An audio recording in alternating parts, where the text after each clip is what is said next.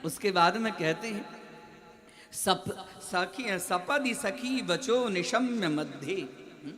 और ऐसा समय युद्ध के अंदर में आया, हे कृष्ण, हाँ, आपका जो प्यारा सखा है अर्जुन, जब अर्जुन को मैं बाण मारता था तो बाण तो लगती थी अर्जुन को, लेकिन घाव लगता था, चोट लगता था आपको।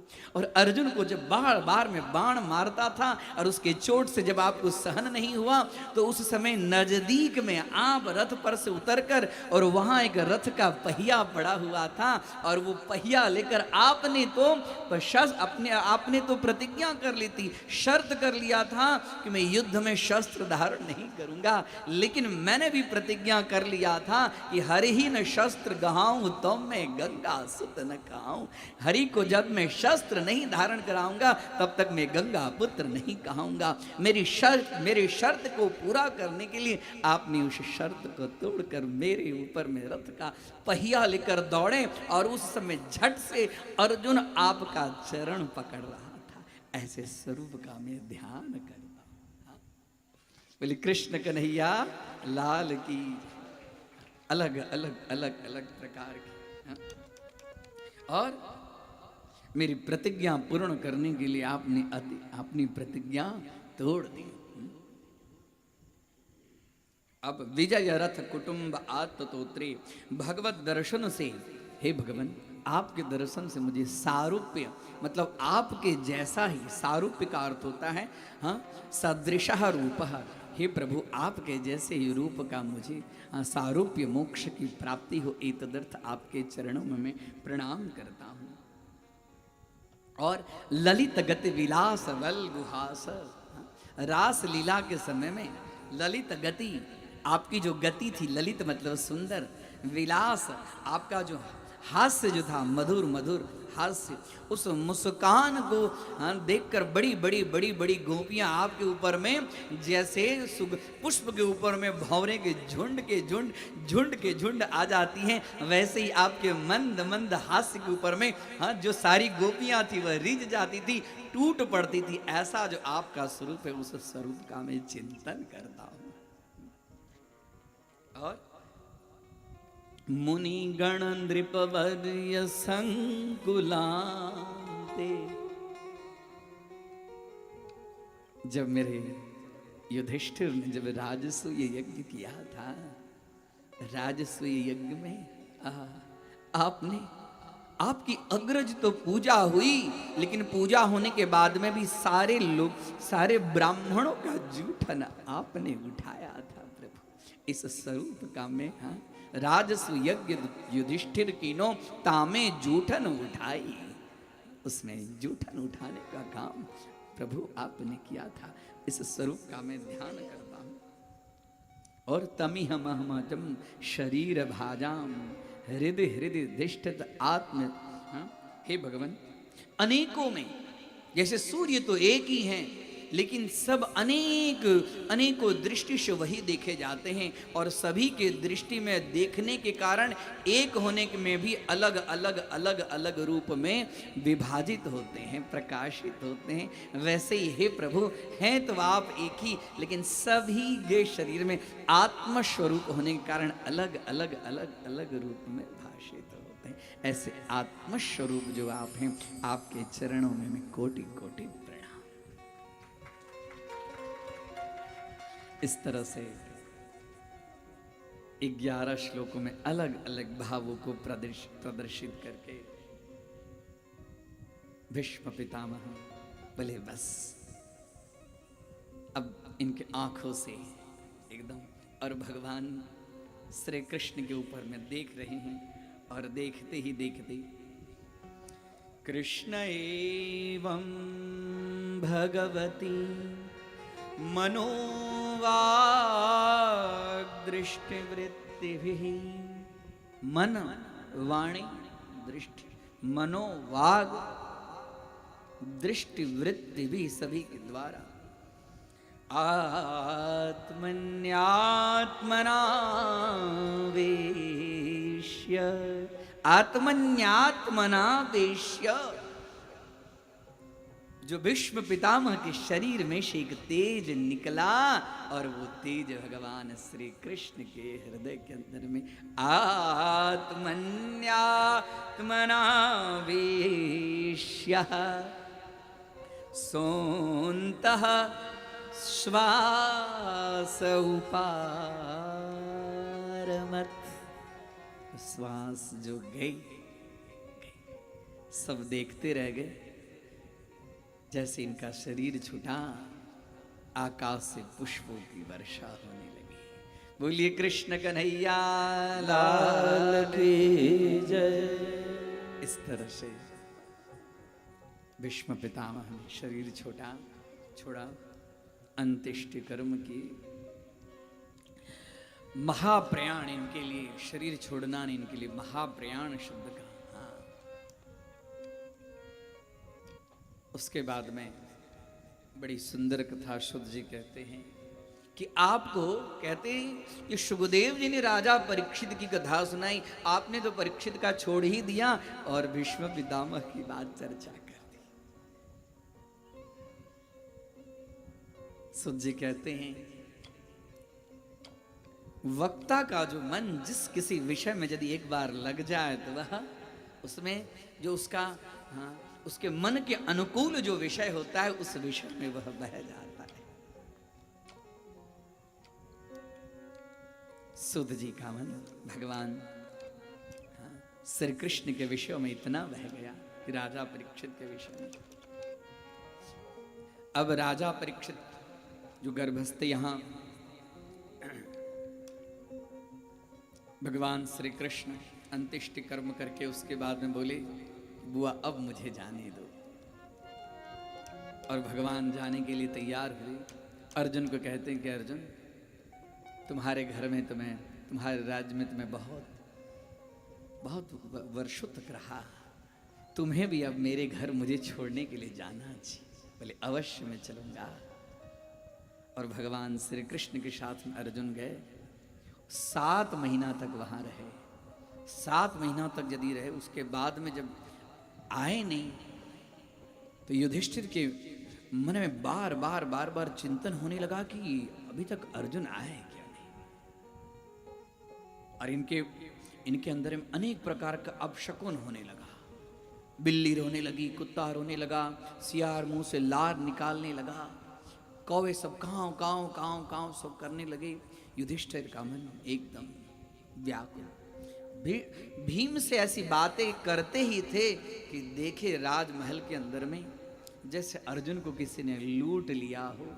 अर्जुन के शरीर में से जब प्राण है नहीं, निष्प्राण जो शरीर करा है। लेकिन क्या हुआ? हाँ, सब द्वारका में सब तो कुशल हैं, और जैसे ही बोले कुशल हैं कि वैसे ही अर्जुन फुट फुट कर रोने लगे। चले गए भगवान सुधाम चले। जब भगवान सुधाम चले गए तब इनकी इच्छा हुई कि जब भगवान चले गए तो हम लोग को भी यहां से जाना चाहिए। और इतने में ही उत्तरा के गर्भ से परीक्षित महाराज का जन्म। परीक्षित महाराज का जैसे जन्म हुआ, घर के अंदर में पूरी खुशहाली। अभी तो इनकी इच्छा थी कि अब भगवान चले गए तो हम भी चले जाएं, लेकिन अब इच्छा हुई कि जरा पोते को जरा देख लें, दुलार ले, पुचकार ले। और जैसे ही परीक्षित का जन्म हुआ, परीक्षित इधर उधर देखने लगे। आहा, परितः ईक्षयति यह सह परीक्षितः परितः सर्वत इत्यर्थः। बच्चे का जब जन्म हुआ तो जन्म होते ही इधर उधर देखने लगा कि जिसने मुझे गर्भ में रक्षा की वो कहाँ है। इधर मुझे तो कहीं दिखाई नहीं। परितः सर्वत्र इत्यर्थः। ईक्ष शब्द का अर्थ होता है ईक्ष दर्शने। सब जगह इधर उधर देखने लगे। और जब नहीं दिखाई पड़ा तो जो इधर उधर आकुल व्याकुलता से जो बच्चा देख रहा है, इसके लिए ब्राह्मणों ने इनका नाम रख दिया परीक्षित। और नामकरण संस्कार के साथ में इनका एक नाम और रखा गया, विष्णुराज। राजा परीक्षित का नाम विष्णुराज क्यों रखा गया? तो विष्णुरातः रादाने विष्णु ने जिनके प्राण का दान किया है, ऐसे जो शिशु हैं, इसके लिए इनका नाम हो गया विष्णुरात। तस्मान्नाम्ना विष्णुरात इति लोके बृहच्छ्रवा भविष्यति न संदेहो महाभागवतो भवान। हे राजन, ये जो आपके जो पोते हैं बड़े महाभागवतो महान, कोई साधारण नहीं होंगे, महाभागवत बनेंगे। सैष लोके विख्यात, लोक में विख्यात होंगे। परीक्षित यत् प्रभु गर्भे दृष्टमनुध्यायन परीक्षित नरेश्विह। गर्भ में जो भगवान ने रक्षा की, उस भगवान को इधर उधर देखने की जिसके अंदर में व्याकुलता है, इसके लिए इनका नाम हो गया परीक्षित। धीरे धीरे बढ़ने लगे। अब इनके मन में हुआ कि अब परीक्षित युवावस्था को प्राप्त हो गए, और भगवान यदा मुकुंदो भगवान इमां महिं जहुस्वतन्वा श्रवणीय सत्कथः तदा हरे वा प्रतिबुद्ध चेतसा मधर्म हेतुं कलिरन्ववर्तत। यदा मुकुंदो भगवान इमां महिम पृथ्वीं, यथा मुकुंदो, मुकुंद मतलब भगवान श्री कृष्ण, भगवान श्री कृष्ण ने जब मही मतलब पृथ्वी का त्याग किया, छोड़ दिए, उसी समय यहां पर कलयुग का प्रवेश हो गया। जहो स्वतन्वा श्रवणीय सत्कथः तदा हरे वा प्रतिबुद्ध चेतसा मधर्म हेतु कलि अन्ववर्तत। मधर्म हेतु, अधर्म के लिए कली का आगमन हो गया।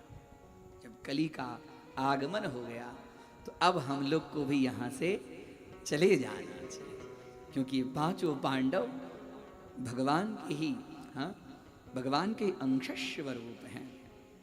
कोई धर्म के हैं, कोई वायुदेव के हैं, हाँ, कोई मरुदगण के अवतार स्वरूप में है। राजा परीक्षित का राज्याभिषेक करके स्वर्ग के लिए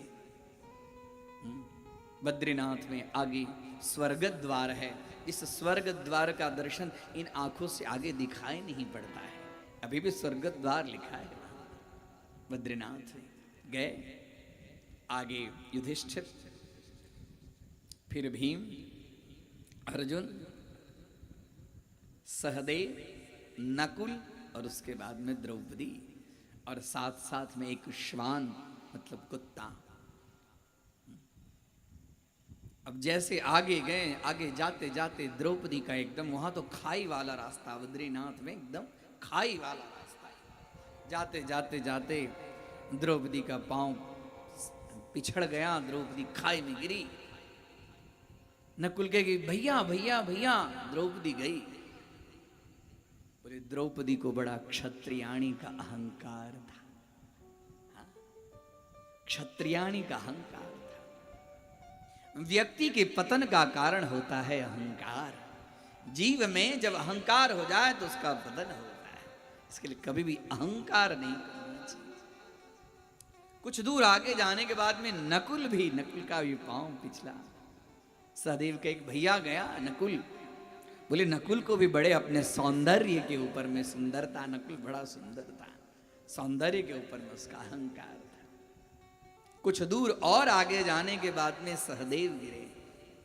अर्जुन कहे कि सहदेव गिरा भैया, बोले उसको अपनी ज्योतिष विद्या के ऊपर में बड़ा अहंकार। सहदेव ज्योतिष विद्या जानते थे, ज्योतिष विद्या के ऊपर में उनको बड़ा अहंकार। उसके कुछ दूर और जाने के बाद में अर्जुन भी, भीम बोले भैया अर्जुन, बोले उसको भी धनुर्विद्या के ऊपर। अब तो भीम समझ रहे थे कि अब तो हमारी ही बारी है, और जैसे विचार ही कर रहे तब तक गए, कुत्ता भौंकने लगा। बोले कोई बात नहीं, उसको भी अपने बल का बड़ा अहंकार था। अहंकार विमूढ़ात्मा कर्ता हमिति मन्यते। अहंकार विमूढ़त्व को प्रदान करता है, उससे व्यक्ति का नाश होता है। अब एकदम स्वर्ग के द्वार के पास में देवराज इंद्र आरती की थाली लेकर आए। आइए भगवान, स्वागतम सुस्वागतम, स्वागतम सुस्वागतम। जैसे आने लगे तो साथ में वो कुत्ता श्वान जो था, बोले नहीं नहीं, स्वर्ग में श्वान का प्रवेश नहीं है, श्वान का निषेध है। बोले जिस श्वान ने, सभी ने मेरा साथ छोड़ दिया लेकिन श्वान ने मेरा साथ नहीं छोड़ा। जो श्वान ने मेरा साथ नहीं छोड़ा तो स्वर्ग के तुच्छ सुख के लिए मैं श्वान का साथ छोड़ दूं? देवराज इंद्र, मुझे ऐसे स्वर्ग में प्रवेश नहीं करना। नहीं नहीं भगवान, आइए आप आइए। उसी समय जो श्वान था वो धर्म का स्वरूप, श्वान मतलब धर्म के रूप में थे, प्रत्यक्ष धर्म स्वरूप में आ गए। इस तरह से स्वर्गारोहण की कथा। अब राजा परीक्षित तो राज्याभिषेक हो गया, इनकी इच्छा हुई कि मैं जरा नगर में परिभ्रमण करूं कि भाई नगर में हमारे कैसे, हाँ, हमारे बाप दादाओं की कैसे कीर्ति, जहां जाते थे वहां, अरे इनके पिताजी तो ऐसे थे धनुर्धर, पूछिए मत। अरे इनके पिताजी की बात तो छोड़िए, इनके दादाजी कितने थे। हाँ अर्जुन, सब लोग जय जयकार करते थे जन्म। लेकिन इनके मन में इच्छा हुई कि मैं जरा भेष बदल कर भी देखूं। और आगे जा रहे हैं, जाते जाते इन्होंने बहुत एक अद्भुत दृश्य देखा। एक बछड़ा और एक गाय। बछड़े के 3 पांव टूटे हुए थे, 1 पांव था, और एक गाय और बछड़ा रस परस में बात कर रही थी। आए और एक पुरुष जो था, काला कलूठा पुरुष, हाथ में लकड़ी लिए हुए, वो गाय के ऊपर में प्रताड़ित कर रहा था।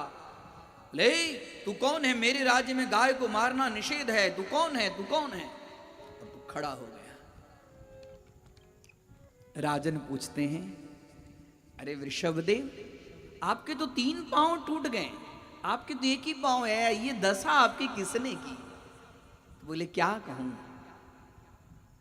सुखस्य दुःखस्य न कोऽपि दाता परो ददाति कुबुद्धिरेषा।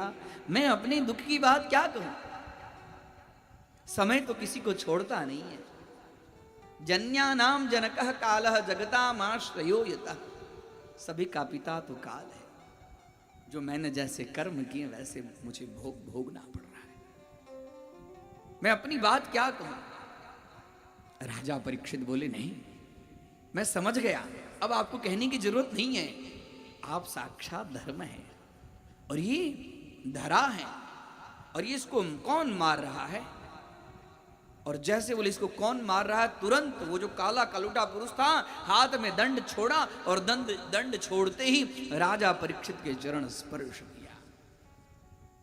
और राजा परीक्षित के जैसे चरण स्पर्श किया, कलियुग ने चरण स्पर्श करते ही राजा परीक्षित के अंदर में हुआ, तुम कौन हो? बोले मेरा नाम कलियुग है, कलिकाल, अब मेरा समय आ गया। मेरे रहते हुए? बोले हाँ भगवान, अब समय आ गया है। बोले अब आप ही राजा हैं, आप ही यदि मुझे यहां नहीं रहने देंगे तो कौन मुझे रहने देगा? बोले तुम्हारे अंदर तो दुर्गुण ही दुर्गुण है। बोले हाँ, मेरे अंदर में तो दुर्गुण ही दुर्गुण है, लेकिन जो व्यक्ति सतयुग में तप करके, त्रेता में यज्ञ करके, द्वापर में दान करके जो व्यक्ति प्राप्त नहीं कर सकता, वो कलयुग में केवल खाली नाम स्मरण करके प्राप्त करता है। यदि आपकी इच्छा हो, हाँ, मेरे युग में खाली भगवान का नाम लेने से यदि जीव का कल्याण हो, मुझे रहने की, आपको रहने देने की इच्छा हो तो रहने दीजिए, था मार दीजिए। राजा परीक्षित विचार किए कि वास्तव में धीरे धीरे लोगों की बुद्धि मंद होती जा रही है। अब इन लोग कितना तप और यज्ञ नहीं कर पाएंगे। बोले ठीक है, तुम रहो, लेकिन तुमको रहने के लिए मैं 4 स्थान देगा, तुम 4 स्थान में ही रहो। द्यूतं पानं स्त्रियः सूनां यत्रास् धर्मश्चतुर्विधः।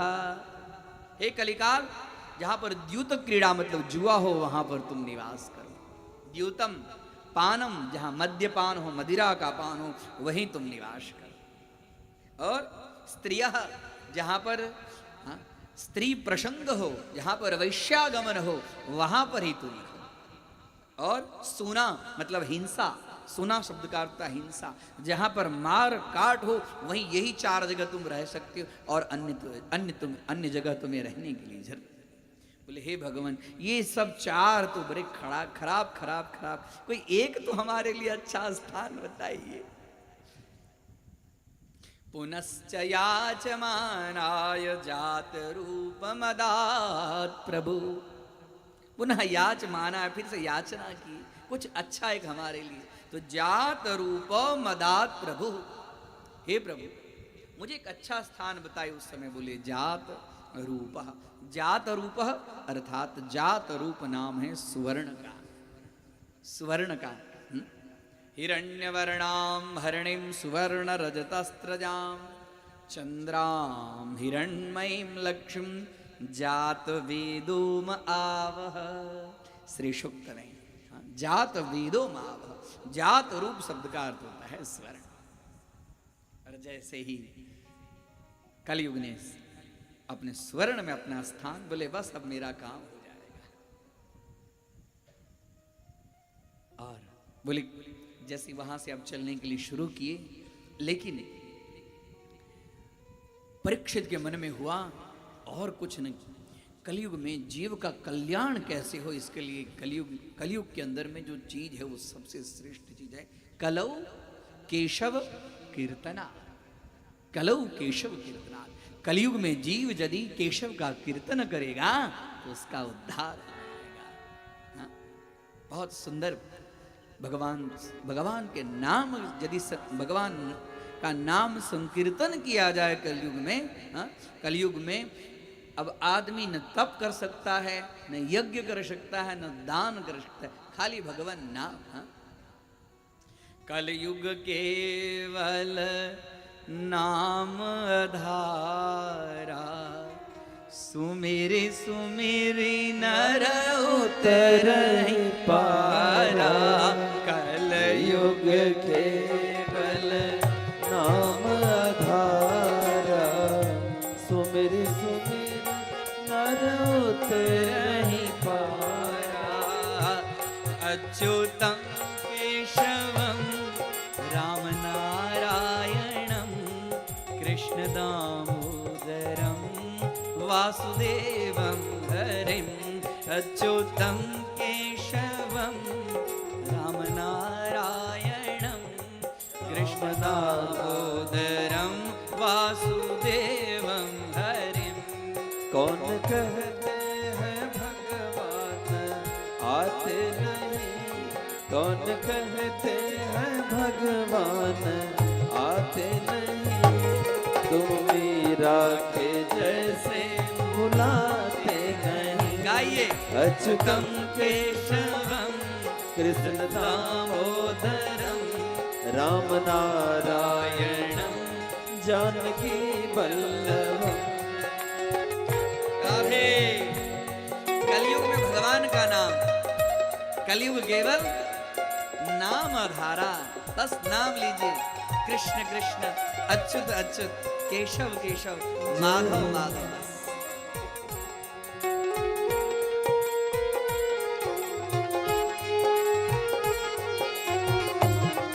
राधे।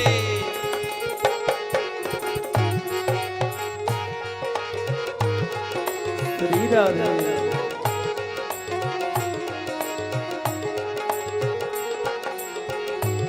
कौन कहते हैं भगवान भाते नहीं, कौन कहते हैं भगवान, गाइए सब मिलकर। कौन कहते हैं भगवान भाते नहीं, कौन कहते हैं भगवान भाते नहीं, पैर सबरी के जैसे खिलाते नहीं, पैर सबरी के जैसे खिलाते नहीं। अच्युतम केशवम कृष्ण दामोदरम, अच्युतम केशवम कृष्ण दामोदरम राम नारायणम जानकी वल्लभम, राम नारायणम जानकी वल्लभम।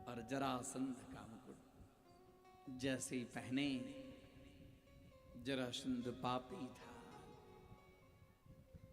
हाँ? इसके लिए किसी की चीज को स्वयं के अंदर में ग्रहण नहीं करना चाहिए। किसी का वस्त्र हो, किसी का पात्र हो, ये सब शास्त्र आदेश देती है। अपना चीज न किसी को देना चाहिए और न दूसरे का चीज ग्रहण करना चाहिए। कभी कभी हम पार्टी में जाते हैं तो देखते हैं कि उसका सूट बड़ा अच्छा है, उसके सूट पहन के हम जरा पार्टी में जाएं। हाँ? किसी दूसरे का चीज ग्रहण करने से उसके दुर्बुद्धि व्यक्ति के शरीर के अंदर में स्वतः आ जाती है। इसके लिए उस किसी दूसरे की चीज को ग्रहण नहीं करना चाहिए। इसमें किसी दूसरे को जल्दी से स्पर्श भी नहीं करना चाहिए, किसी दूसरे का अनुकरण नहीं करना चाहिए। इसमें डॉक्टर लोग बड़े सावधान रहते हैं ना, थोड़ी सी टच कर लेते तो तुरंत साबुन से हाथ धो लेते हैं, बोलिए राधे राधे। हाँ? कहीं उसका बैक्टीरिया हमें न टच हो जाए। हाँ?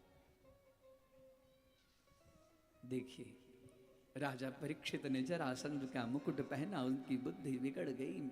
शिकार खेलने के लिए गए, खेलते खेलते खेलते शिकार मिला नहीं, मध्याह्न कालीन हो गया, प्यास लगी जोर से। अब राजा, और वो कोई साधारण राजा नहीं थे, इनका यश कीर्ति, आज तक इनको प्यास सताया नहीं था। अरे इनके सामने प्यास लगती, भूख लगती तो एकदम आगे पीछे लोग खड़े रहते। हाँ? राजा चाले हाथी घोड़ा पाल की सजाए के। हाँ? थोड़े इनको प्यास लगती तुरंत सोने के झरने पानी आता, आगे पीछे। आज ही अकेले, कोई नहीं इधर उधर। आश्रम में गए, अरे मुझे प्यास लगी है, मुझे प्यास लगी है, कोई है, कोई है? कोई नहीं आश्रम में। आश्रम में एक ऋषि थे, समाधिस्थ थे, उनका नाम था शमीक। शमीक नाम के ऋषि। अब इनके मन में हुआ कि मैं बोलूंगा तो मेरे लिए तुरंत झटते पानी लेके आएंगे, राजा थे। अब तो कोई आया नहीं, प्यास लगी जोर से। और जैसे प्रवेश किए तो देख रहे हैं शमीक ऋषि ध्यानस्थ, ध्यानावस्थित तदगतेन मनसा पश्यन्ति यम योगिनो यस्यांतम न विदुः सुरासुरगणा देवाय तस्मै नमः। ध्यानस्थ व्यक्ति जब ध्यान अवस्था में आता है तो वह अपने देह भान को भूल जाता है। जब तक आप देह भान भूलेंगे नहीं, तब तक आपको देव भान नहीं होगा।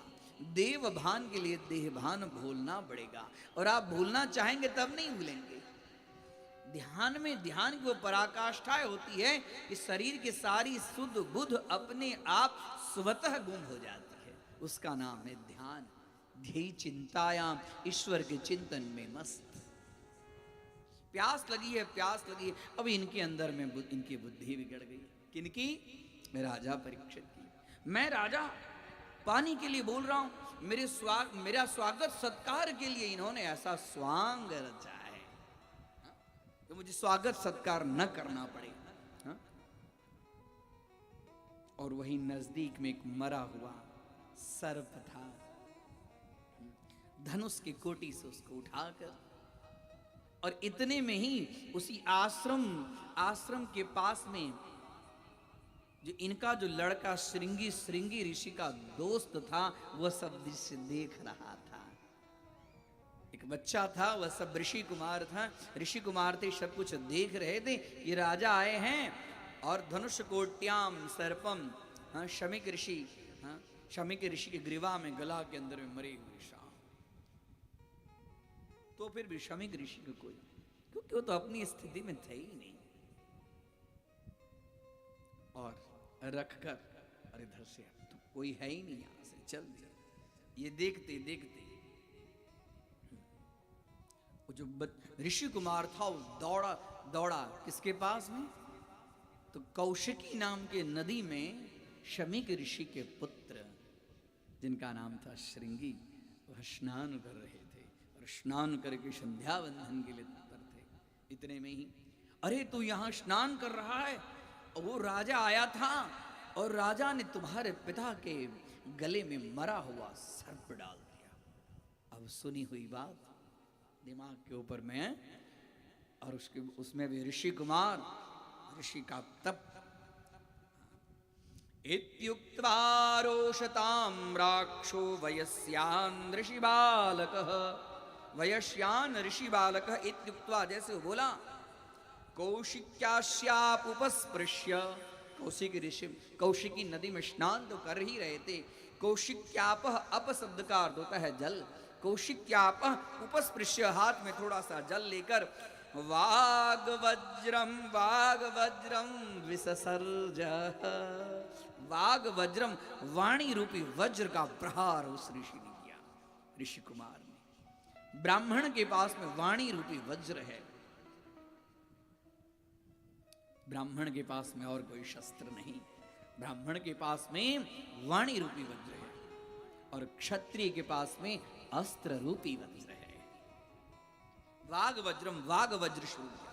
क्या बोले? हाँ, जिस राजा ने मेरे पिता के गले में मरा हुआ सर्प डाला है, इति लंघित मर्यादम, राजा होकर ऐसा काम कर रहा है, उसको ज्ञात नहीं कि हमारे पिताजी किस उच्च कोटि के तपस्वी हैं। इति लंघित मर्यादम तक्षकः सप्तमे हनि, तक्षकः सप्तमे हनि, 7वें दिन में एक महान तक्षक, दंशयति स्म कुलांगारम, वह कुल कलंक राजा उसको दंशयति, डंस मारेगा। 7वें दिन में एक तक्षक आएगा और वह तक्षक राजा को डस लेगा। दंशयति स्म कुलांगारम चोदितो में तदद्रुतम। शाप, और रोता हुआ बिलखता हुआ आया पिता के पास, पिताजी पिताजी पिता, जैसे दे दिया और जैसे जल छोड़ दिया, वृथा न हो ही देव ऋषि वाणी, देवताओं की और ऋषियों की वाणी वृथा मतलब मिथ्या नहीं होती, जो एक बार बोल दिए वो बोल दिए। देवताओं ऋषि की वाणी आए, पिताजी पिताजी ये राजा आया था, आपके गले में सर्प डाल दिया और मैंने उसको शाप दिया। तुमने शाप दे दिया? अरे तुझे ज्ञात नहीं, ऐसे परम भागवत राजा मिलना मुश्किल है। अरे वो राजा हैं ऐसे परम भागवत, तभी तो हम लोग जंगल में सुख शांति पूर्वक भगवान का भजन कीर्तन करते हैं।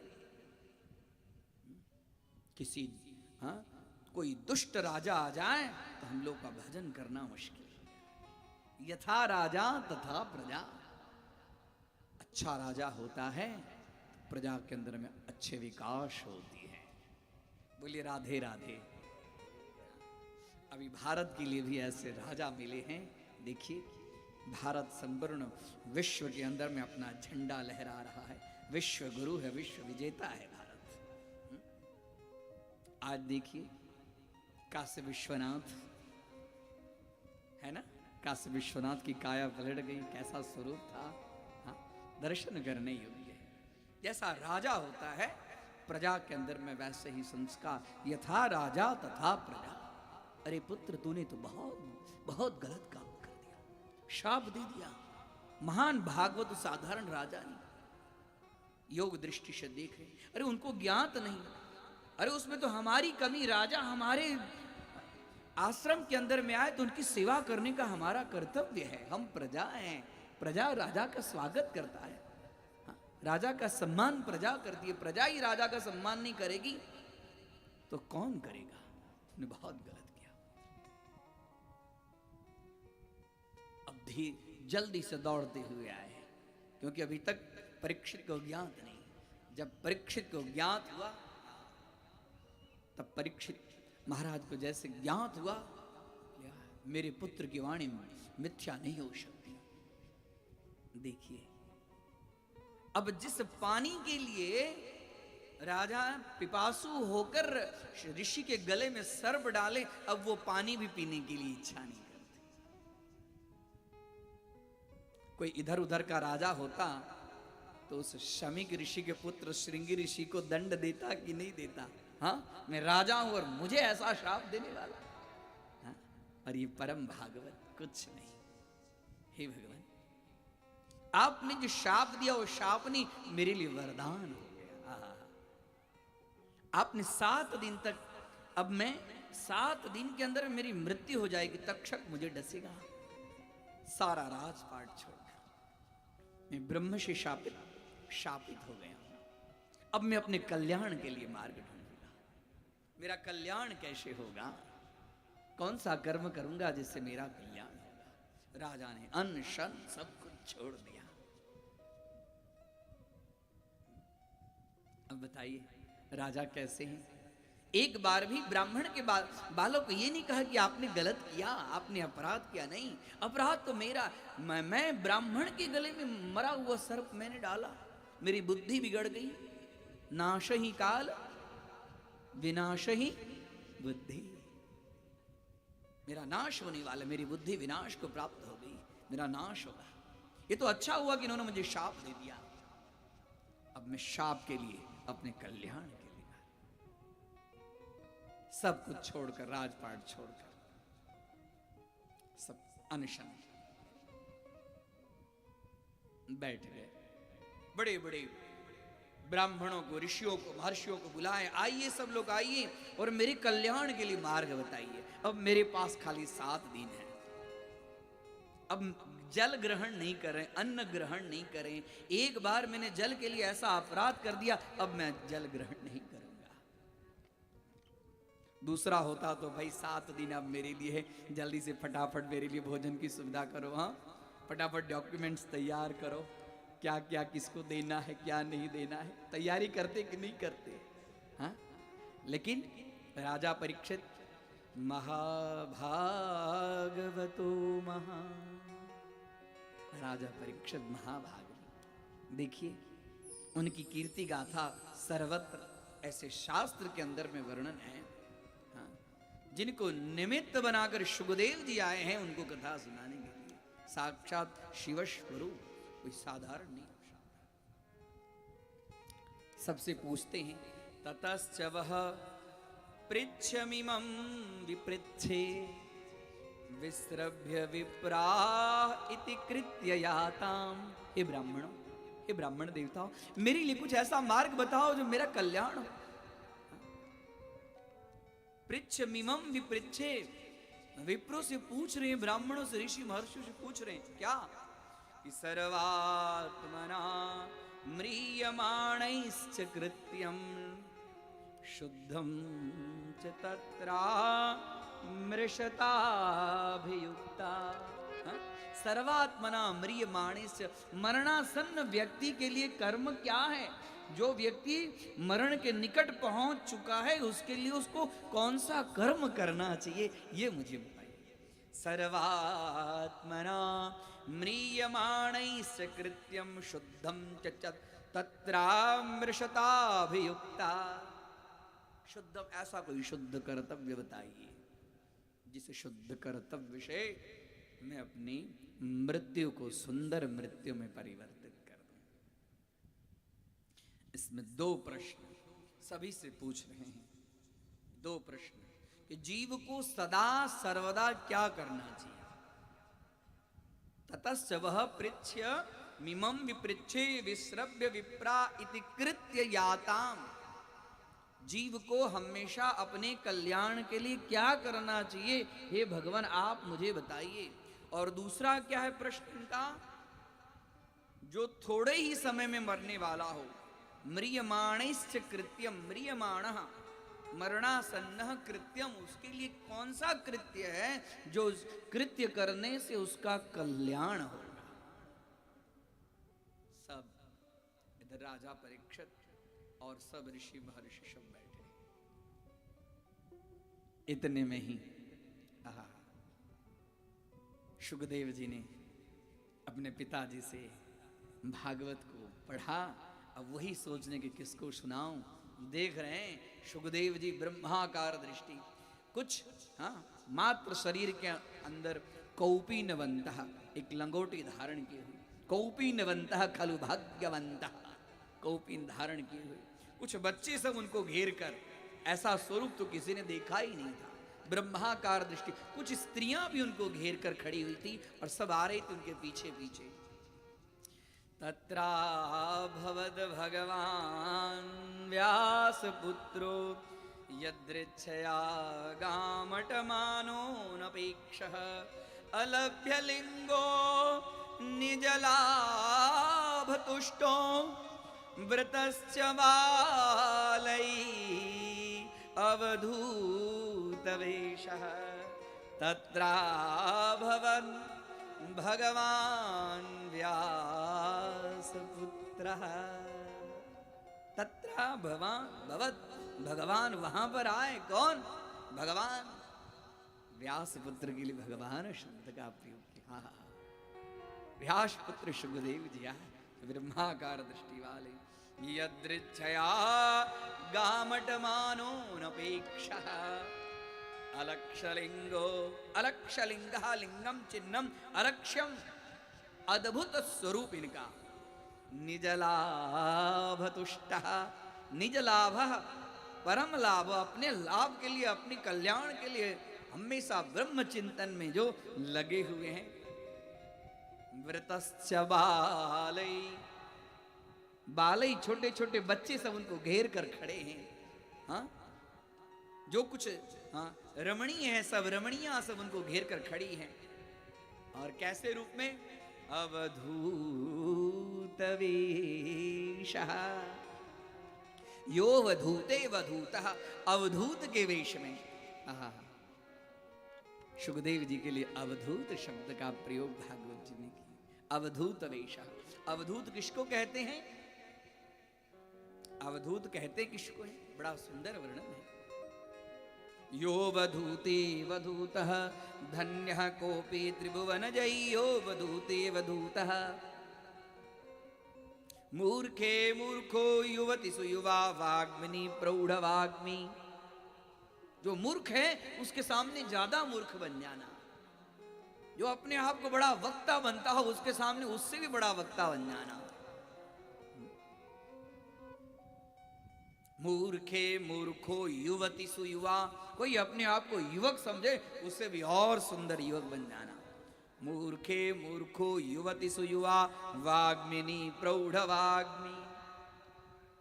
धन्यः कोपि, ऐसे कोई धन्य है।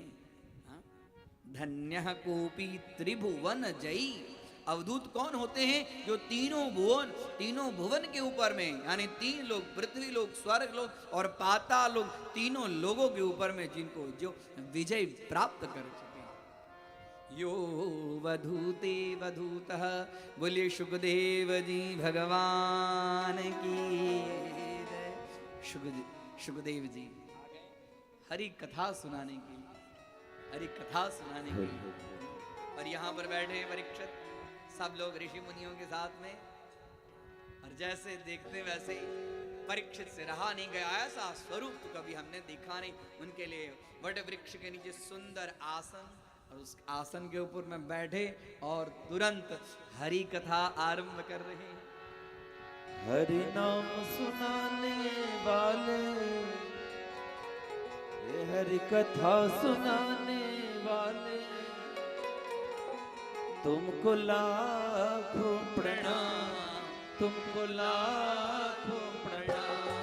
हरि नाम सुनाने वाले, हरि कथा सुनाने वाले, तुमको लाखों प्रणाम, तुमको लाखों प्रणाम, तुमको लाखों प्रणाम, तुमको लाखों प्रणाम।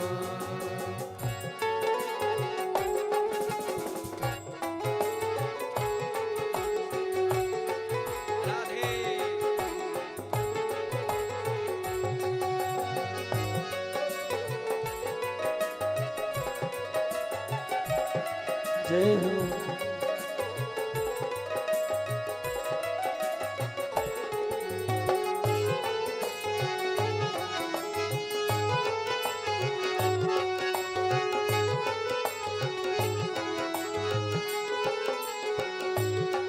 हम डोल रहे थे वन में, पल खो बैठे थे तन में, हम डोल रहे थे बन में।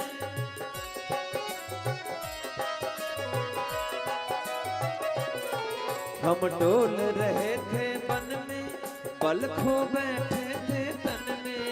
हम डोल रहे थे बन में, पल खो बैठे थे तन में। और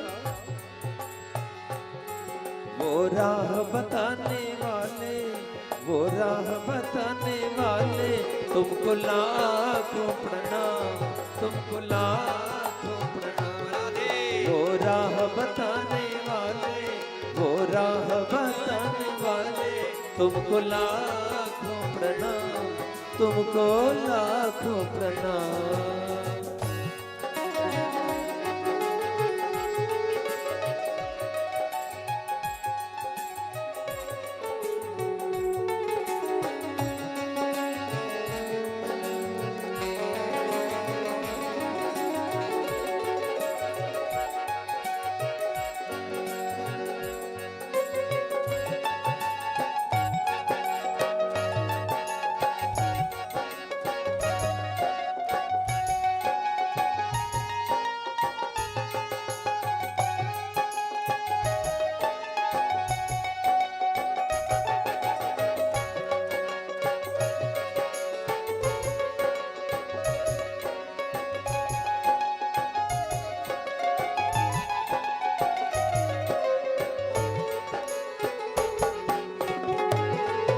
राधे जय।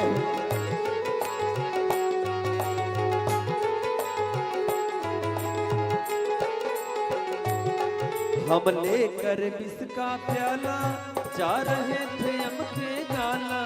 हम लेकर विष का प्याला,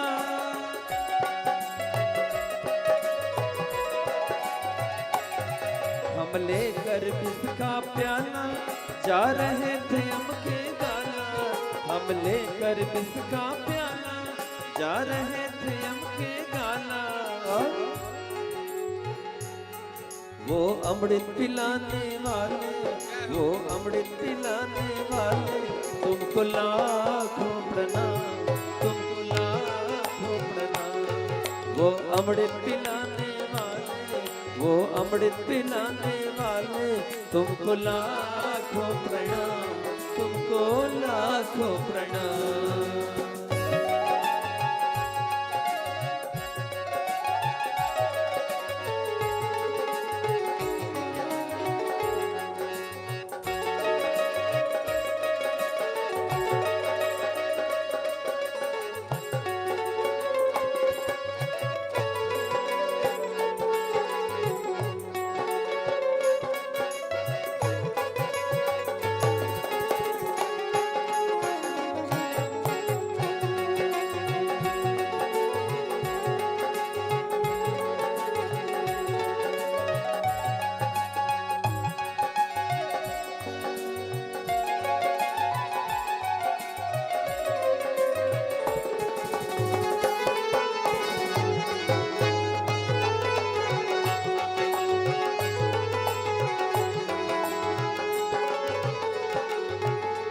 पार तेरा क्या पावे, बस शीश झुकावे मांगे।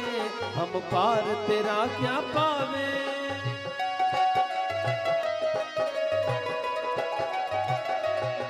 हम पार तेरा क्या पावे, बस शीश झुकावे मांगे। हम पार तेरा क्या पावे, बस शीश झुकाए मांगे। वो प्रेम लुटाने वाले, वो प्रेम लुटाने वाले, तुमको लाखों प्रणाम, तुमको लाखों प्रणाम।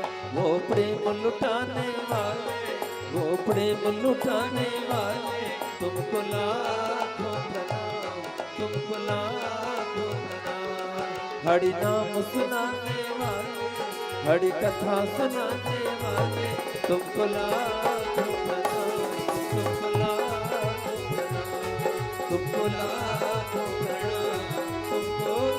लाखों प्रणाम। और दोनों हाथ से थाली की सेवा। राधे राधे राधे राधे राधे राधे राधे राधे राधे राधे राधे राधे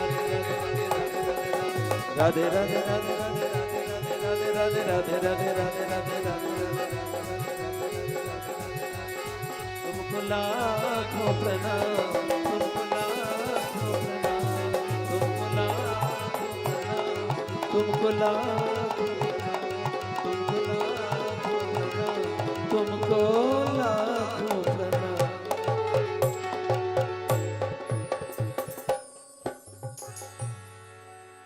सुखदेव जी भगवान की जय, वेद व्यास भगवान की जय।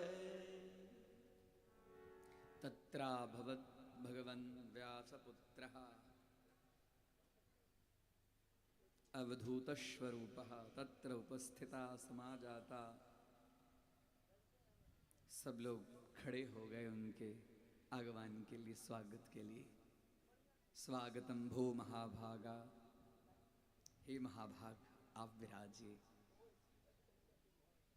और सब लोग कहने लगे कि राजा परीक्षित को श्रृंग ऋषि का शाप मिल गया और ये दो प्रश्न किए हैं कि सदा सर्वदा करना क्या चाहिए, और जो जिसकी मृत्यु अत्यंत निकट हो गई हो उसको क्या करना चाहिए।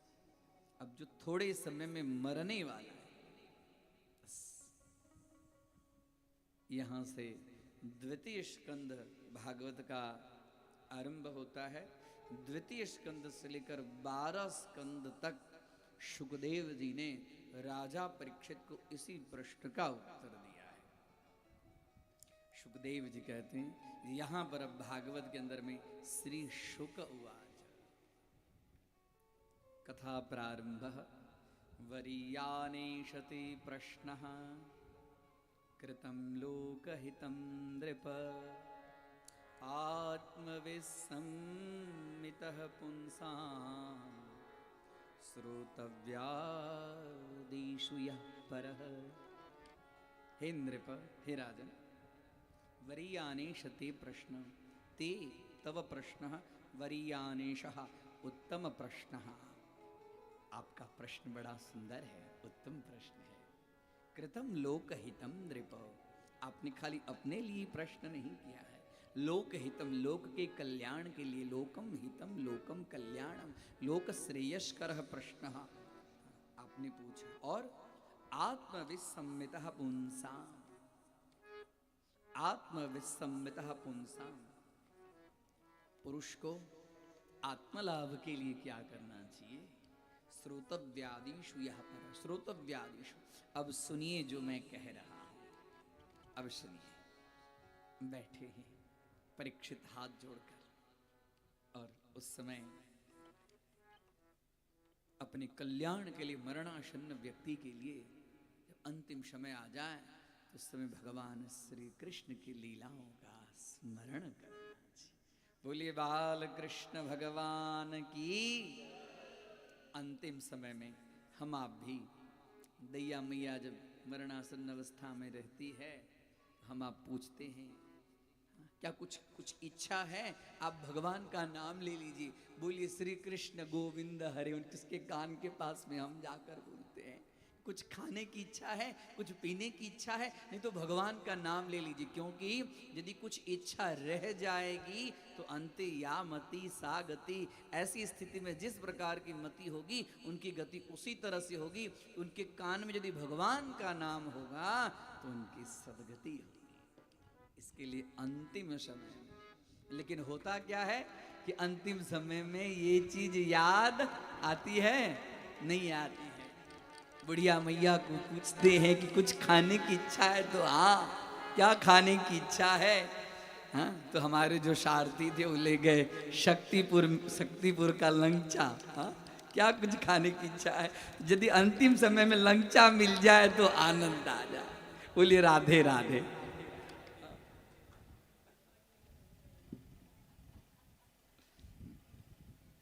अंतिम समय में याद कैसे आएगा। जो व्यक्ति जिस तरह का कर्म करता है उसको अंतिम समय में वही सब कर्म याद आता है। एक बनिया, हमारे गुरुदेव एक कथा कहते थे, एक बनिया थे, मरणासन्न अवस्था पर आ गए, एकदम उनका शरीर प्राण छूटेगा, वाणी बंद हो गई। 2 पुत्र उनके, बड़े पुत्र कहते थे भगवान पिताजी पिताजी भगवान का नाम ले लीजिए, भगवान का नाम लीजिए, हरे राम राम राम हरे बोलिए। अब बोलने की इच्छा थी, लेकिन अब सेठ जी बोलने में असमर्थ हो गए। अब छोटे बेटे के मन में था कि पिताजी ने कुछ अंतिम समय में कुछ धन गाड़ कर रखा है, कहीं छुपा कर रखा है। अब बाबूजी को बोलने की तो इच्छा है, लेकिन अब बोल नहीं पा रहे, अब इनके पास में समय कम है। तो बड़े बेटे जो थे वो बोले कि पिताजी के लिए जल्दी से डॉक्टर लाओ, पिताजी की इच्छा है कि भगवान का स्मरण करेंगे। अब छोटे बेटे के मन में था कि हाँ जरूर पिताजी कहीं न कहीं अंतिम समय में कुछ छुपा के रखे हैं, तो जाते जाते बता देंगे। जल्दी से डॉक्टर को बुलाया गया। डॉक्टर आए, डॉक्टर ने कहा कि देखो अब इनकी स्थिति तो बड़ी खराब हो गई है, अंतिम स्थिति है इनकी। अब जो इंजेक्शन देंगे वो इंजेक्शन का पावर ये सहन नहीं कर पाएंगे, लेकिन इंजेक्शन के पावर से बोलेंगे। तो छोटे बेटे का बोलेंगे ना, एक बार बोलने दीजिए। अब एक बार जाते जाते बोल जाएंगे कि कहाँ धन रखे हैं, बस हो गई बात। अब बड़े बेटे के मन में हुआ तो बोलेंगे मेरे पिताजी कम से कम भगवान का नाम लेकर शरीर छोड़ें। कोई बात नहीं, डॉक्टर साहब इंजेक्शन लगाइए। और डॉक्टर साहब ने इंजेक्शन जैसे लगाना शुरू किया, एकदम सेठ जी छटपटाए बोलने के लिए। तब तक आंगन में क्या था, एक बछड़ा आया और बीच आंगन में एक झाड़ू रखा था, झाड़ू को बछड़ा चबा रहा था।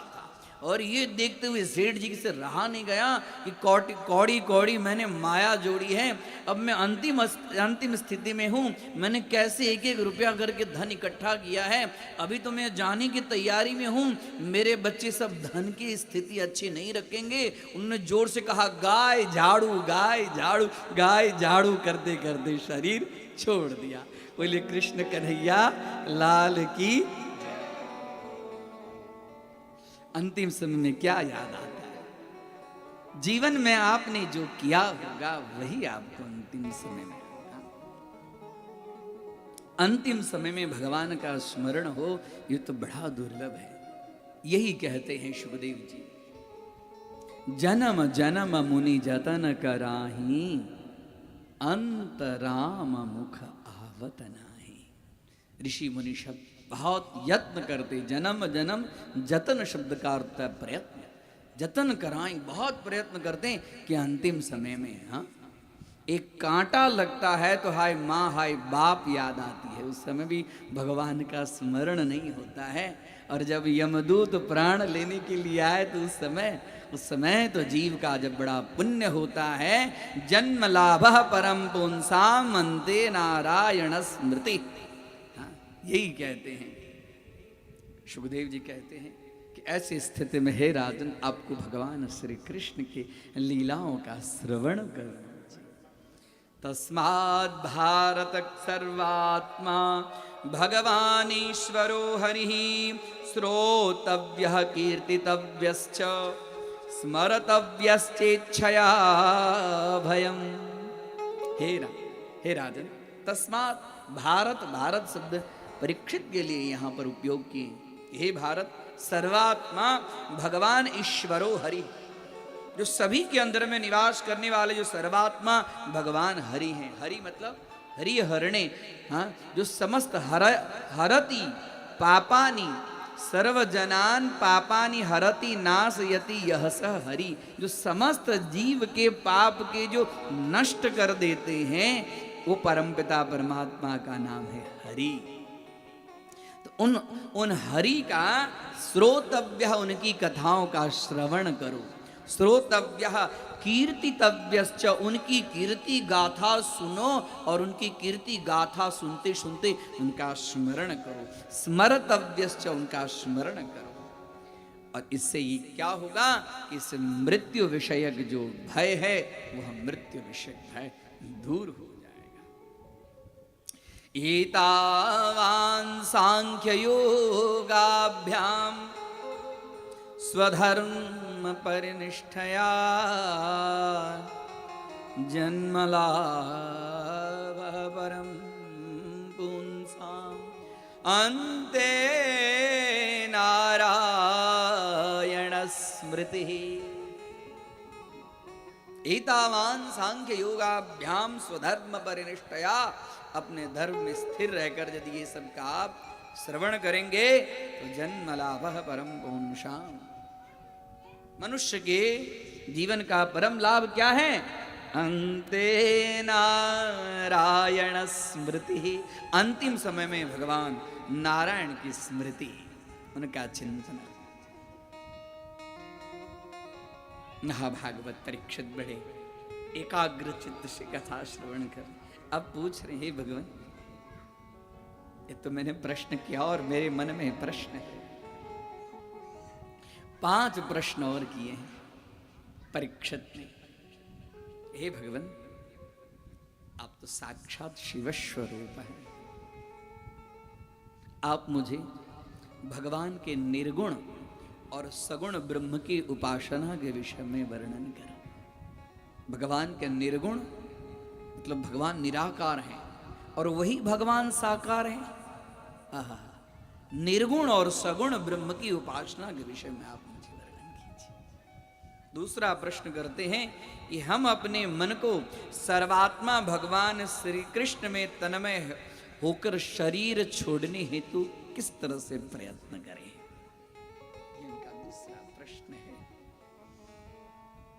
तीसरा प्रश्न है कि जीव का पंच महाभूत से क्या संबंध है?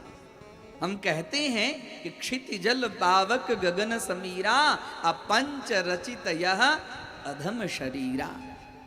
यह पृथ्वी, यह शरीर जो है वो पंच महाभूतों से, तो ये पंच महाभूतों से इस शरीर का संबंध क्या है? पृथ्वी जल तेज वायु आकाश, इससे इस शरीर का संबंध क्या है? हे भगवान, क्योंकि शरीर छोड़ना है शरीर के विषय में।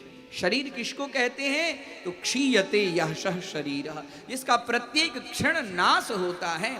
प्रत्येक क्षण धीरे धीरे धीरे हमको लगता है हम बढ़ रहे हैं, हम बढ़ नहीं रहे, हम घट रहे हैं।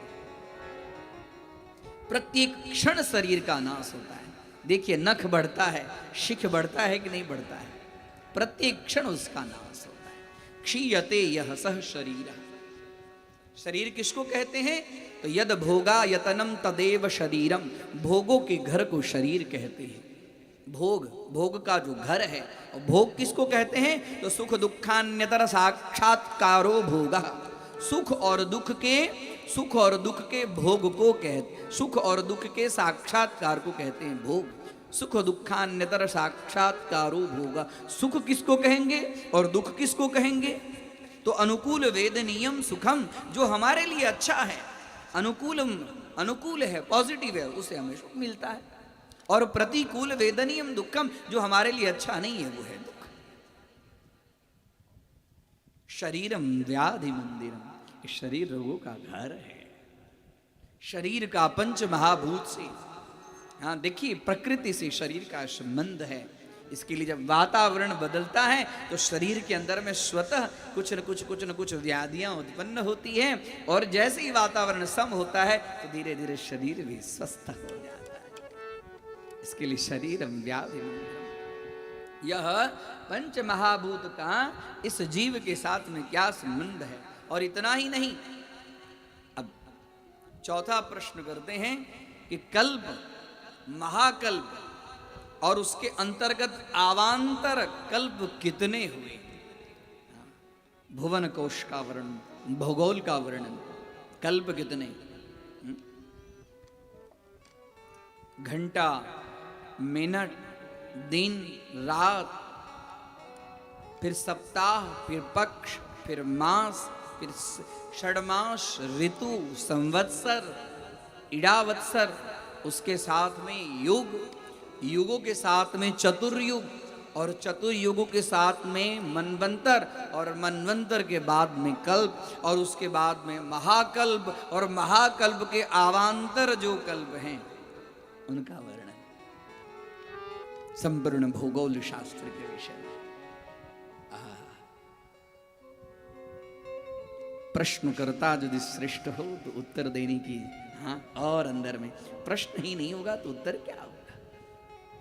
और प्रश्नकर्ता, हाँ, यजमान जब सुज्ञ होता है ना तो पौरोहित्य को कर्म कराने की अंदर में और बड़ी तीव्रता होती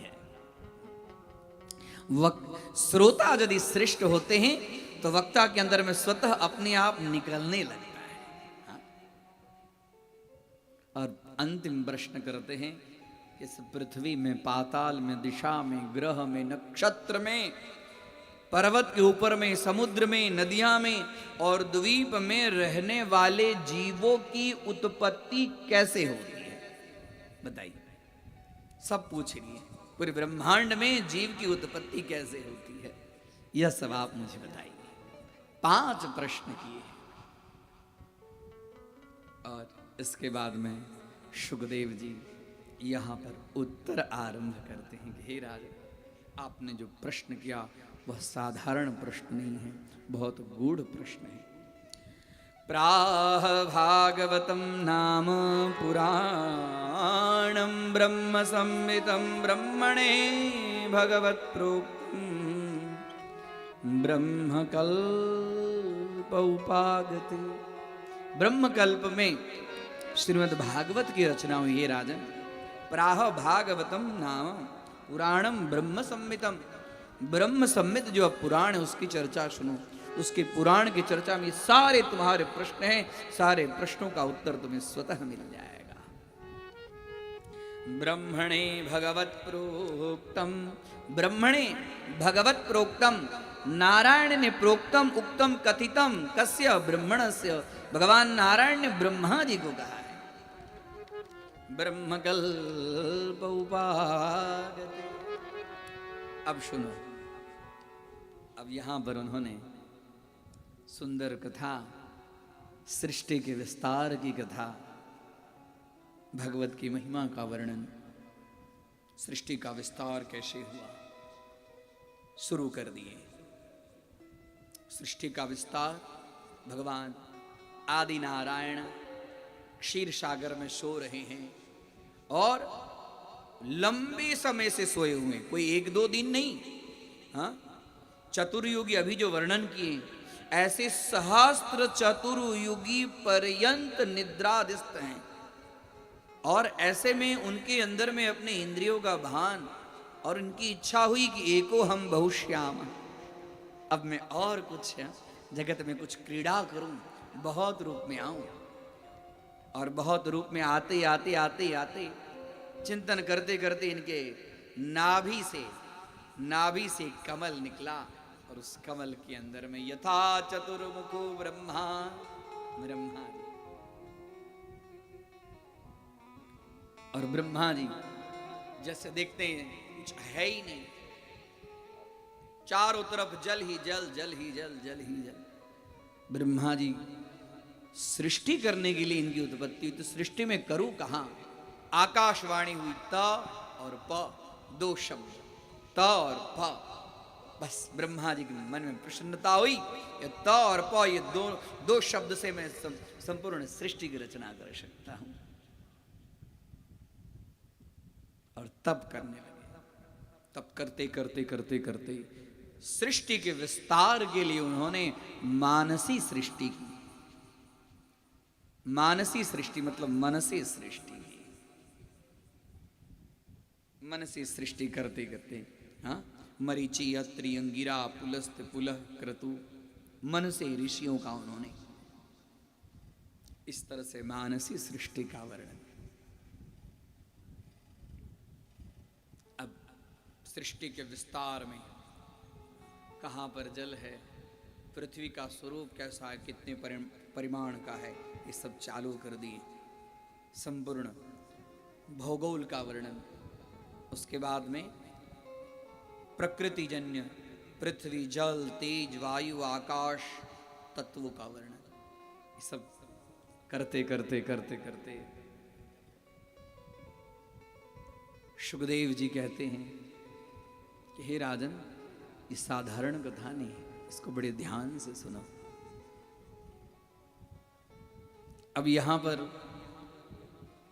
2 आदमी कथा अभी तक सुना रहे हैं, सूत जी और शौनक जी को सुना रहे हैं और शुकदेव जी राजा परीक्षित को सुना रहे हैं। तो सूत जी कहते हैं, हे शौनक, जब ये महाभारत का युद्ध यहां पर फिर से दूसरा विषयांतर हुआ, जब महाभारत का जब युद्ध पूर्ण हुआ महाभारत युद्ध पूर्ण होने के बाद में विदुर जी तीर्थ यात्रा के लिए चल पड़े। और जब विदुर जी तीर्थ यात्रा में चलते चलते चलते चलते श्रीधाम वृंदावन में जब आए तो उद्धव जी से विदुर जी की मुलाकात हुई। अब आगे यहां भी विदुर जी का भी भागवत से संबंध है। अभी तक तो आप दो वक्ता और दो श्रोता की कथा सुन रहे हैं, अब तीसरे और वक्ता और श्रोता आ रहे हैं बीच में। इसके लिए इनका यहां पर इस कथा के अंदर में संबंध है। विदुर जी उद्धव जी के पास में, और उद्धव जी ने भगवान के बाल लीलाओं का वर्णन किया। और भगवान के बाल लीलाओं का वर्णन करते करते उद्धव जी बोले, हे विदुर जी, आपको भगवान बहुत याद करते थे। हमको याद करते थे भगवान? बोले हाँ। कैसे याद करते थे? तो बोले कि आज तक मैं किसी का ऋण अपने मत्थे पर रखा नहीं, लेकिन एक विदुर का ऋण मेरे मत्थे पर, एक विदुर का ऋण अभी तक मेरे मत्थे है। बोले कैसे? तो आपके वहां भगवान ने भोजन किया, दुर्योधन को मेवा त्याग्यो शाक विदुर घर खाई। हाँ?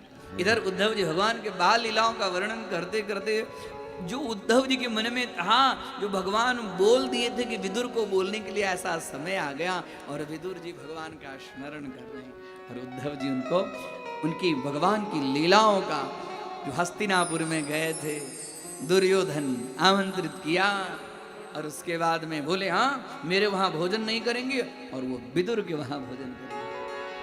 दुर्योधन का मेवा त्याग, साग विदुर घर खाई। दुर्योधन का मेवा त्याग, साग विदुर घर खाई। और हम सब दोनों हाथों पर उठा करके वो सबसे ऊंची प्रेम सगाई, सबसे ऊंची प्रेम सगाई। दुर्योधन का मेवा त्याग, साग विदुर घर खाई। दुर्योधन का मेवा त्याग, साग विदुर घर खाई। सबसे ऊंची प्रेम सगाई, सबसे ऊंची प्रेम सगाई।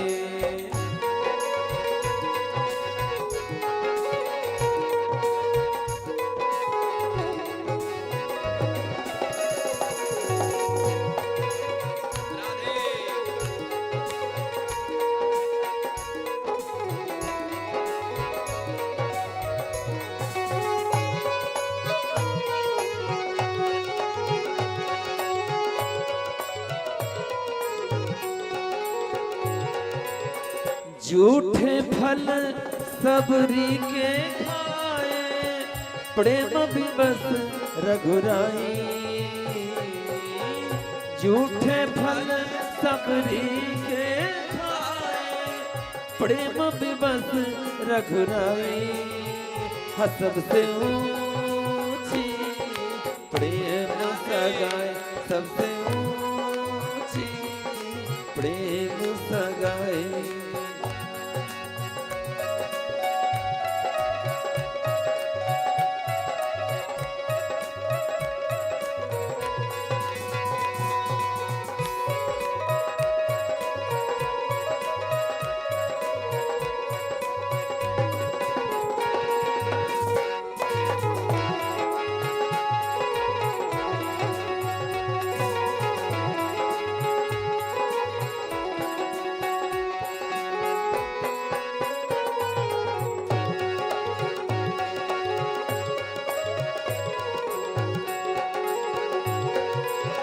प्रेम के बस अर्जुन रथ हाकियो, भूल गए ठकुराई। प्रेम के बस अर्जुन रथ हाकियो,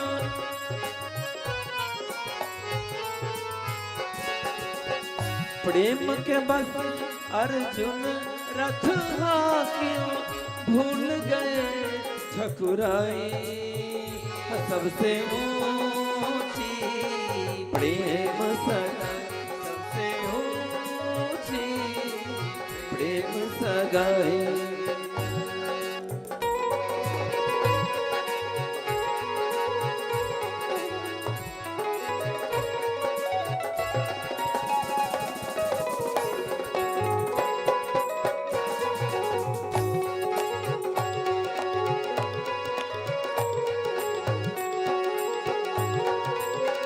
ऐसी प्रीत बढ़ी वृंदावन, गोपियन नाच नचाई। ऐसी प्रीत बढ़ी वृंदावन, गोपियन नाच नचाई। सबसे ऊंची प्रेम सगाई, सबसे ऊंची प्रेम सगाई। सूर क्रूर लायक नाही, सूर क्रूर लायक नाही, कहे लग करो बराई। सबसे ऊंची प्रेम सगाई, सबसे प्रेम सगाई, सबसे प्रेम सगाई, सबसे प्रेम सगाई, सबसे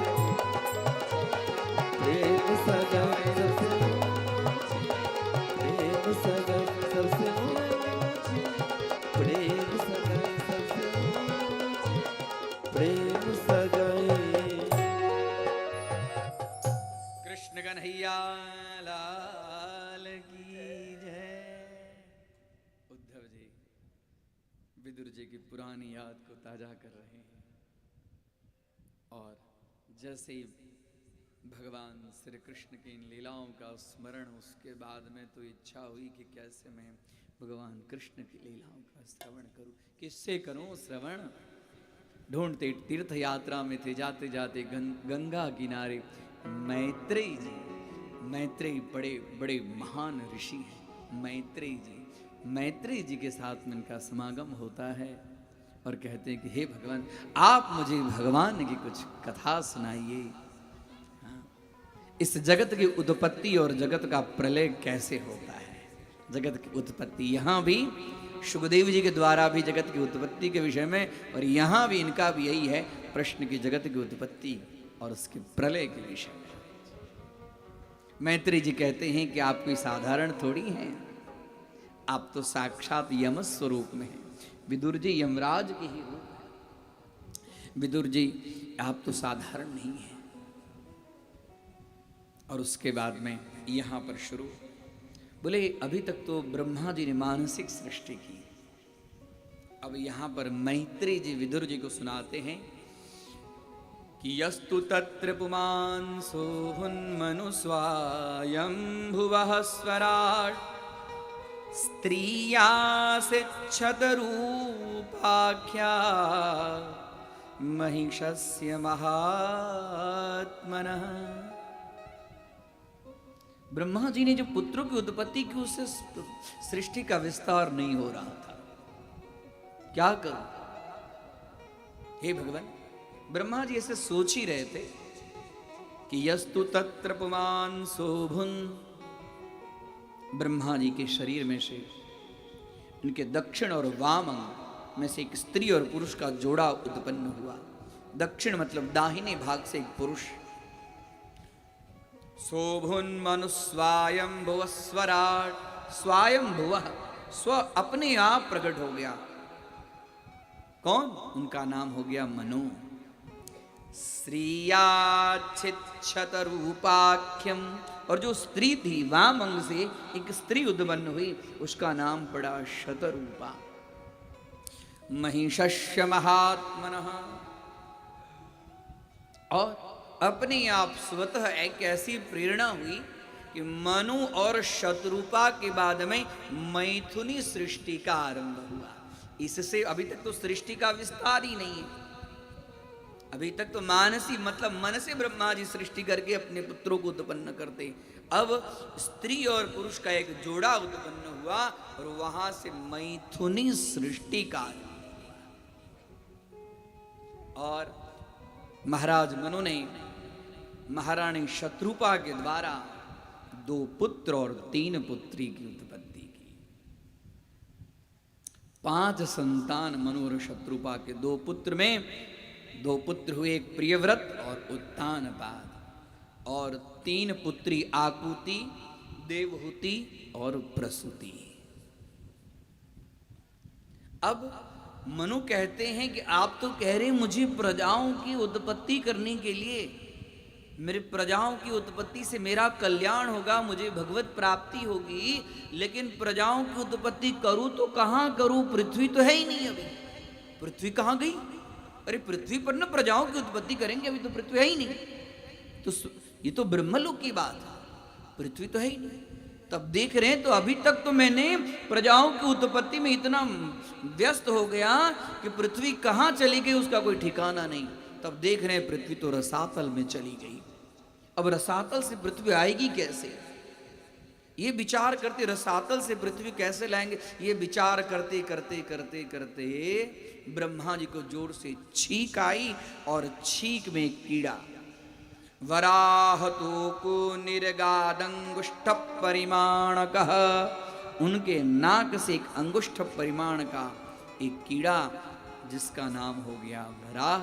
भगवान ने यहाँ पर वराह अवतार धारण किया। बोली वाराह भगवान की जय। हमारी दैया मैया लाल झंडी दे रही है कि समय हो गया है। अब मैं सब जान रहा हूँ, मैं सब जान रहा हूँ। अब आज की कथा को यहीं पर वाराह अवतार के विषय में संक्षिप्त में कह दूं। वाराह अवतार भगवान का ब्रह्मा जी के नाक से, और देखते ही देखते एक विशाल पर्वताकाय सुकर का रूप, मुख सफेद सफेद, आंख लाल लाल, दांत बड़े बड़े, और जोर से हिनहिनाते हैं। और रसातल में, अर्थात अतल वितल सुतल तलातल महातल रसातल, और उसके बाद में पाताल, पाताल से लोग ऊपर हिरण्याक्ष ले गए हैं पृथ्वी माता को। और वहाँ पर वाराह भगवान ने अपने श्रेष्ठ अधर के ऊपर में पृथ्वी माता को ऊपर में बिठा के और अपने जल से ऊपर लाते हैं, और अपने चांगुर से, अपने हाथ के चांगुर से जल के अंदर में पृथ्वी माता को स्थिर करते हैं। इस तरह से वाराह भगवान ने अवतार लेकर पृथ्वी महारानी को ऊपर ले आए। ऐसी आज की कथा रही। बोली कृष्ण कन्हैया लाल की जय।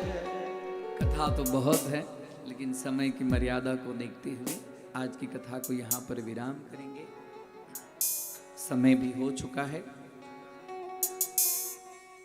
अब आरती से पहले सब लोग स्वस्थ हो जाएं, हाथ जोड़ें, आंख बंद करें, भगवान की कथा को भगवान के चरणों में अर्पित करें। आज श्रीमद् भागवत की कथाओं में जिन जिन शब्दों का प्रयोग हुआ, उन शब्दों को सुंदर सुगंधित पुष्प की कल्पना कर उस पुष्प को दिव्य भव्य रमणीय मनोहर माला की कल्पना करके उस माला को यहाँ पर समुपस्थित समस्त भक्त समाज के साथ में भगवान श्री कृष्ण चंद्र जी के चरण कमलों में अर्पण करते हुए विराम की आज्ञा चाहता हूँ।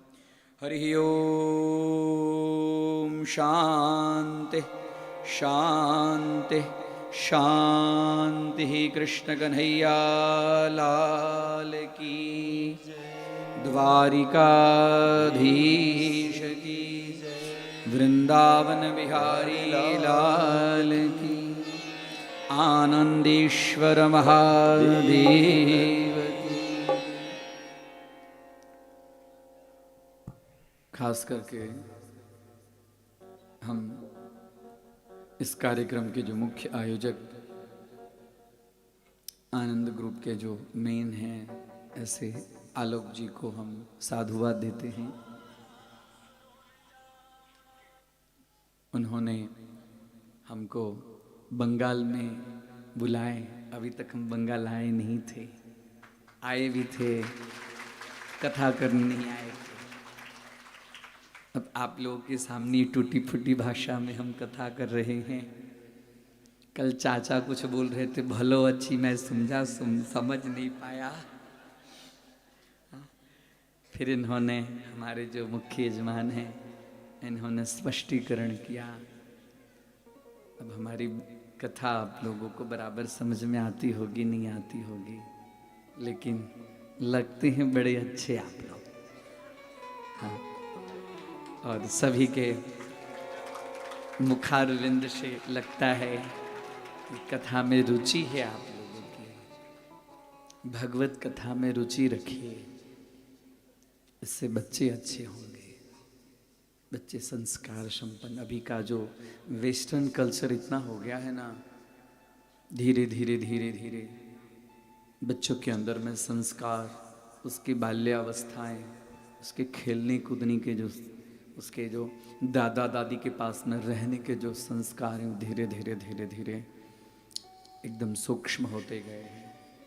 ये कथा के माध्यम से अपने बच्चों को बिठाइए और उनको कुछ न कुछ भगवत विषयक चर्चा में जोड़िए। अभी से जोड़ेंगे ना तो मिट्टी का जो कच्चा बर्तन होता है ना, उसके ऊपर में जो एक बार घाट चढ़ जाती है, डिजाइन जो बन जाती है वो बन जाती है। जो वही मिट्टी का घड़ा जब पक जाता है तो चाहकर भी आप उसके ऊपर में डिजाइन बनाना चाहेंगे तो नहीं बनेगा। तो बच्चे का जो दिमाग है उसके अंदर में जो भगवत विषयक चर्चा अभी जो उनके दिमाग में जो एक बार बैठ जाएगा वो बैठ जाएगा। जब वो लोग युवावस्था को प्राप्त करेंगे तब उनको ज्ञात होगा कि हमारे माता पिता ने हमारे कल्याण के लिए कौन सी एक अद्भुत चीज़ हमको अर्पण की। और उसके बाद में वो मातृदेवो भव और पितृदेवो भव को बराबर समझ जाएंगे और अपने कुल का उद्धार करेंगे। बोलिए कृष्ण कन्हैया लाल की जय।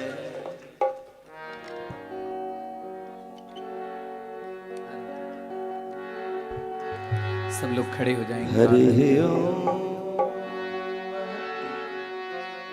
कर्पूर गौरम करुणावतारम संसार सारम भुजगेन्द्रहारम सदा वसंतम हृदयारविंदे भवम भवानी सहितम नमामि। श्यामा तेरी आरती कन्हैया तेरी आरती, श्यामा तेरी आरती कन्हैया तेरी आरती।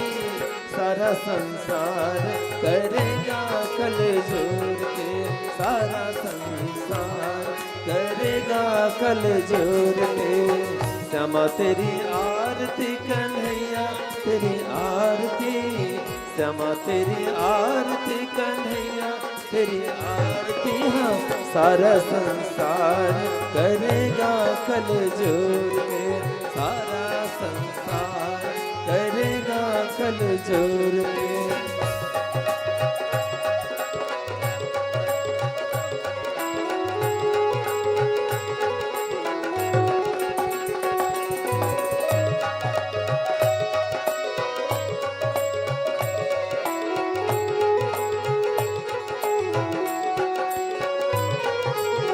सिर पर सोहन मुकुट विराजे, सिर पर सोहन मुकुट विराजे। गले बैजंती माला साजे, गले बैजंती माला साजे। और फूलन के हार करने हाथ जोड़ के, श्यामा तेरी आरती कन्हैया तेरी आरती, श्यामा तेरी आरती कन्हैया तेरी आरती। हाँ, सारा संसार करेगा कल जोर के, सारा संसार करेगा कल जोर के।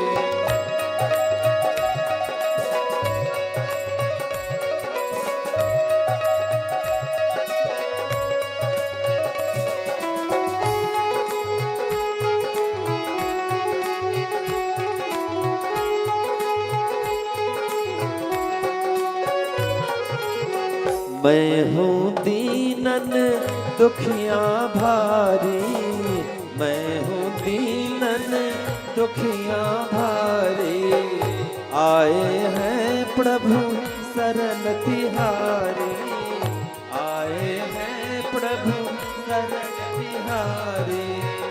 राखो लाज हमारी करके हाथ जोड़ के, श्यामा तेरी आरती कन्हैया तेरी आरती, श्यामा तेरी आरती कन्हैया तेरी आरती।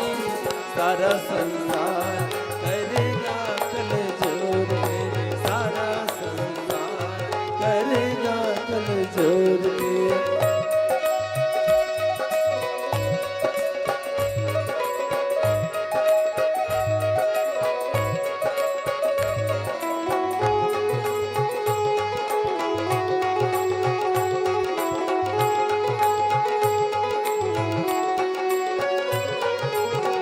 अपने चरण की भक्ति दीजे, अपने चरण की भक्ति दीजे, अपनी शरण में मोहि रख लीजे, अपनी शरण में मोहि रख लीजे। करो भव सागर पार करेंगे हाथ जोड़ के, श्यामा तेरी आरती कन्हैया तेरी आरती, श्यामा तेरी आरती कन्हैया तेरी आरती। सारा संसार करेगा चल जोड़ के, सारा संसार करेगा चल जोड़ के, सारा संसार करेगा सारा संसार करेगा कल जोड़।